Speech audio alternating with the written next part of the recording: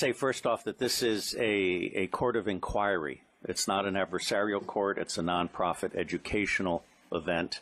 And with enormous energy and intelligence, all of us have been brought together to try to bring out some of the aspects. So if I may, I have prepared an overview statement based on my work these many past weeks. And I want to just say that as a parent and as a patriot, I'm absolutely outraged by what we're allowing to happen to our children. Humanity is judged on how you treat the weakest member of the society. Let me say that although pedophilia, which says child love, has nothing to do with the abuse of children, these children are not just kidnapped and in some cases bred by families as a cash crop. We have people in the United States of America that breed children in order to sell them. And when they are sold, they come without birth certificates, which means it's easier to kill them and have no one ask where they are. We're also importing children by the plane load. Again, children who have no documentation. It's not just child slavery or child sex abuse.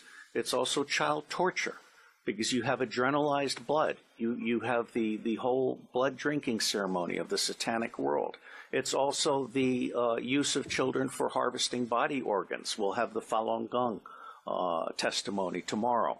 One of the reasons that the Falun Gong are so popular is because they're so healthy, so that you can harvest their body organs and get the very best. And then you have ritual ceremonies and ritual murder, as well as incidental murder.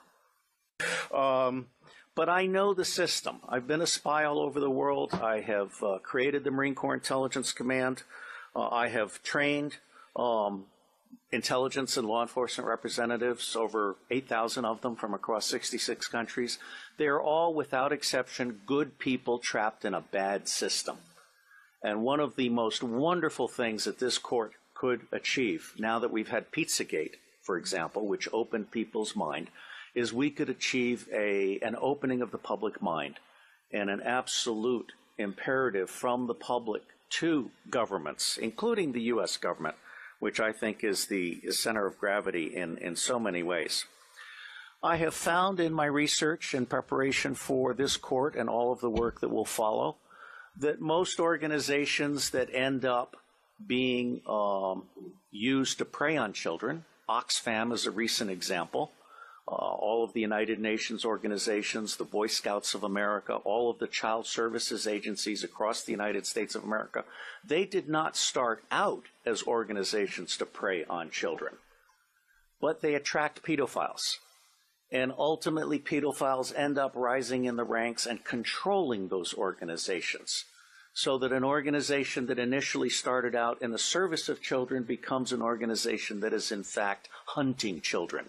And one of our distinguished commissioners has written an absolutely wonderful book called Child Hunters, which I recommend to all of you as a brief on this. Now, it's not my working assumption, but the working assumption yet to be proven that the totality of the children disappearing worldwide is toward 8 million people, toward 8 million children. In the United States of America, the acknowledged number, not counting the children being bred without birth certificates, not counting the children being imported without documentation, is between 600 and 800,000 a year. Now imagine Africa and East Asia and all these other locations. I personally believe that the number we want to try to document is rising well beyond the official figures, and we have yet to learn what the actual number is, okay? The other working assumption is how long do these children survive within this system? What I am hearing from the witnesses that I've talked to is 2 years. It may be longer. It may be 4 years. It may be 6 years. But by and large, these children are so abused. I mean, we're talking rapes by the hour and so forth, that they reach their expiration date within 2 years. And then they're murdered with impunity, or they're ritually murdered if that's what they've been bred for. So I think we need to document this. No one else has done this before in a systematic manner. This commission is rendering a signal service by seeking to do an overall view in the public interest.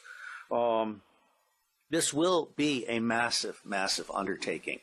And while the preliminary attempt is to do a 6-month to 9-month endeavor, subject to funding availability and the availability of witnesses and also prisoners, there are a number of prisoners who can be debriefed, who, when properly debriefed by specialists, can really give a deeper understanding that has not been achieved by existing law enforcement and other agencies, because they simply treat these people when they catch them, in those rare instances when they catch them, as disposable goods to be thrown into prison and forgotten about. And tomorrow we will have some expert testimony from one of our commissioners who can speak to this far, far better than I.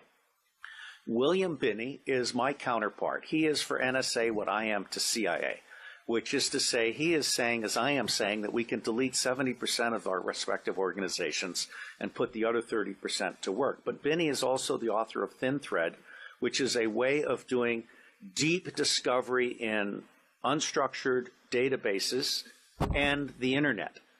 And so he is prepared to actually help us do pedophilia tracking worldwide. And one of the things that the other technical commission, Stephen Arnold, is very good at is de-anonymizing the internet. This includes every image having a fingerprint.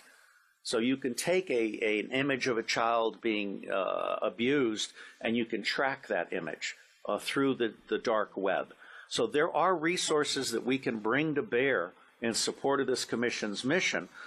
My favorite technical commission is Arno Reuser from the Netherlands, who is a master librarian. He is so good that when the Dutch intelligence community realized it didn't know enough about the world, they recruited him to create the Open Source Intelligence Center for Dutch intelligence.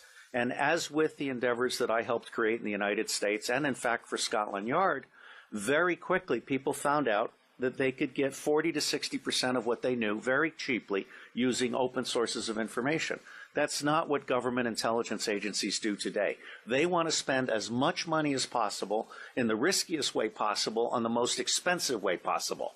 They're not actually there to do decision support or answer questions. So I believe that Arno Reuser is capable of creating the world's first digital library on pedophilia. And this would be a multilingual library to include local dialects. And it would be a library that would then end up being what we call a magnet for walk-ins.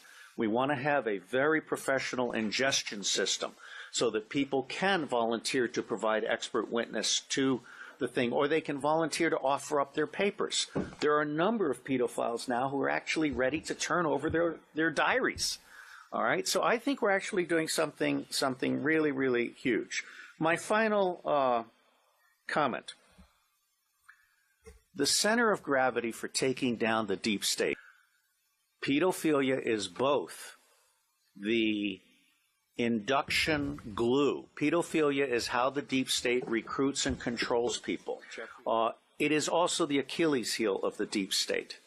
I believe that once the public realizes that the government is not protecting their children at a scale of vulnerability that we can articulate, then everything else about the government is called into question. All right? So for me, this is a truly righteous endeavor. And I will end by saying that as much good as it might do to get the British angry, for me, the center of gravity for change is the American public. Because if you can get the American public angry, we will stop supporting dictators overseas. We will close all of our military bases overseas. I am on record as a former CIA operations officer saying that our 1,000 bases overseas are not there for national defense. They're there to serve as lily pads for the smuggling of guns, gold, cash, drugs, and small children. So let me say I am proud to be in your company, and I believe that no matter what we do or do not do, it is going to make a difference. God bless you all.